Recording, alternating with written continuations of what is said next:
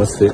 आपण आहोत बारामतीजवळ गुजोबावी गावात, ज्या ठिकाणी आज खरं तर जी दुर्दैवी घटना घडली, महाराष्ट्राचे लाडके दादा ज्या ठिकाणी हरपले, त्या घटनास्थळावर आपण या ठिकाणी उपस्थित आहोत. खरं तर आजच्या सारखी दुर्दैवी घटना, या घटनेमुळे महाराष्ट्र पोरका झालाय. असा नेता महाराष्ट्राला खरं तर मिळणं मुश्किल आहे.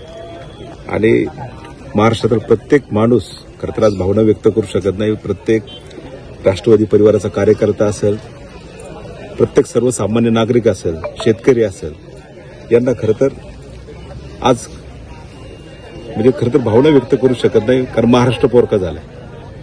आमच्यासारखा कार्यकर्ता अनेक वर्ष आम्ही ज्यावेळेस या परिवारात काम केलं आणि दादांसारखं नेतृत्व हरपणं म्हणजे काहीतरी महाराष्ट्राला हानी. ही पोकळी कधीच भरून येणार नाही, कारण असा नेता परत जन्माला येणं खरं तर मुश्किल आहे. आजच्या राजकीय स्थित्यंतर आहे, त्याच्यामध्ये सत्यवादी बोलणारा आणि सरळ मार्गाने चालणारा या ठिकाणी असा नेता लाभणं खरं तर मुश्किल आहे. जुन्नर तालुक्याचं खरं तर फार मोठं योगदान अजितदादांचं आहे, पवार कुटुंबाचं आहे. महाराष्ट्राच्या जडणघडणीत महाराष्ट्र प्रगतीपथावर नेणार खरं तर अजितदादा आज आपल्यात नाही, हे सांगायला पण खरं तर शब्द जड होतात. त्यांच्या कामाची पद्धत, त्यांची बोलायची पद्धत, प्रत्येक गोष्ट खरं तर ते कोणच विसरू शकत नाही. कारण अजितदादा नुसते सभेला जरी बसले 5 मिनिटात 100 अर्ज गोळा व्हायचे.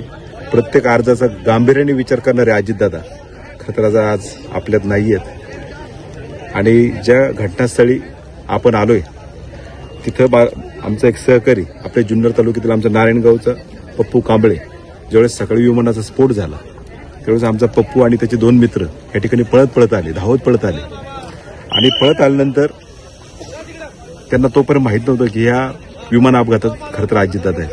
इथे आल्यानंतर काही ग्रामस्थ होते, काही महिला होत्या, यांनी शर्थीचे प्रयत्न केले, परंतु समोर त्या ठिकाणी ज्यावेळेस बारामतीचे नगराध्यक्ष आले, त्यांनी सांगितलं की अजितदादा आहेत. खरं तर त्यांच्या पायाखालची जमीन हारधरली.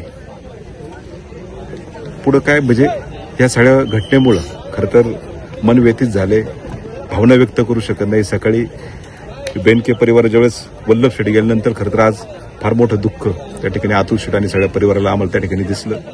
सगळ्याच नेते मंडळीमध्ये, सगळ्याच प्रत्येक माणसामध्ये, महाराष्ट्रातील प्रत्येक नागरिक, तो कोणत्या पक्षाचा, याच्यापेक्षा सर्वसामान्य नागरिकाला बसणारा हा जो धक्का. आणि आजपर्यंत खरं तर अजितदादांनी जे धक्के दिले सकाळी, त्यातला आजचा धक्का फार मोठा होता. आजही आम्हाला असं वाटते की अजितदादा कुठून तरी येतील आणि म्हणतील मला वर न्यायला अजून जन्माला यायचंय बेट्या, असं वाटतं की अजितदादांचं वाक्य असं येऊ शकतं. परंतु आज महाराष्ट्र खरं तर पोरका झालाय, फार मोठी हानी झाली. ही पोकळी कधीच भरून येणार नाही.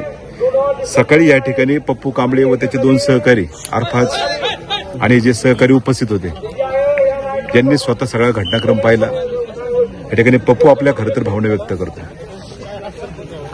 आम्ही ज्यावेळेस घटनास्थळावर आलो त्यावेळेस आम्हाला माहिती नव्हतं की आपल्या लाडके मुख्यमंत्री अजितदादा आहेत तिथं. आम्ही समोर गेलो त्यावेळेस गोड्या अक्षरशः समोर होत्या आमचं, पण आम्हाला काही करता येत नव्हतं. त्यावेळेस ज्यावेळेस आम्हाला कळालं की दादा आहेत, त्यावेळेस तर अजूनही आम्हाला शॉक बसला की हे दादा आपल्यासमोर अशा अवस्थेत पडलेले, पण आम्ही काही करू शकलो नाही त्यावेळेस.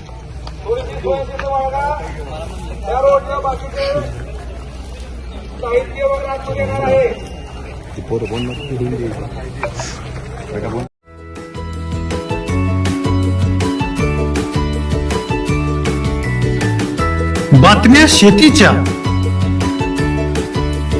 बातम्या मातीच्या, बातम्या अन्यायाच्या, गुन्हेगारीच्या,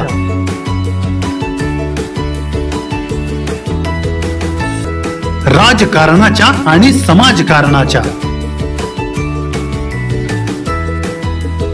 शोषणाविरुद्ध बुलंद आवाज, जनसामान्यांच्या हुंकाराची गाज, सत्कार्याला प्रोत्साहन, दुष्कृत्याला अनुशासन,